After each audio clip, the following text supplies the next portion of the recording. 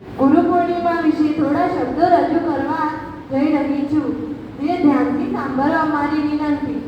ગુરુ ગોવિંદ દો ખડે કાકે લાગુ થાય, ગુરુ ગોવિંદ દો ખડે કાકે લાગુ થાય, બલિહારી ગુરુ આપકી ગોવિંદ દિયો બતાય, બલિહારી ગુરુ આપકી ગોવિંદ દિયો બતાય।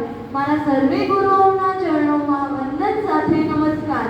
ગુરુ પૂર્ણિમાના શુભ અવસર પર હું આપ સૌને શુભેચ્છાઓ પાઠવું છું। આ એક મહત્વપૂર્ણ તહેવાર છે જે આપણી સંસ્કૃતિ અને પરંપરાઓનો અહમ ભાગ છે।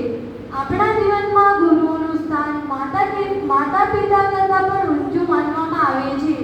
ગુરુનું કામ શાસ્ત્રોનું અર્થઘટન કરવાનું નથી, પરંતુ તમને જીવનના બીજા પરિણામમાં લઈ જવાનું છે। ગુરુ પૂર્ણિમા આપણને યાદ અપાવે છે કે આપણા જીવનમાં ગુરુનું કેટલું મહત્વ છે। ગુરુ આપણને સાચી દિશા અને સાચો માર્ગ બતાવે છે, જે આપણા જીવનમાં ખૂબ જ મહત્વપૂર્ણ છે। ગુરુ અને સમય બંને જ્ઞાન આપે છે, ગુરુ અને સમય બંને જ્ઞાન આપે છે। ગુરુ જ્ઞાન આપીને પરીક્ષા લે છે અને સમય પરીક્ષા લઈને જ્ઞાન આપે છે। ગુરુ જ્ઞાન આપીને પરીક્ષા લે છે અને સમય પરીક્ષા લઈને જ્ઞાન આપે છે। હિન્દુ ધર્મ અનુસાર ગુરુ પૂર્ણિમાનો દિવસ મહર્ષિ વેદવ્યાસજીની જન્મ જયંતિ તરીકે ઉજવવામાં આવે છે।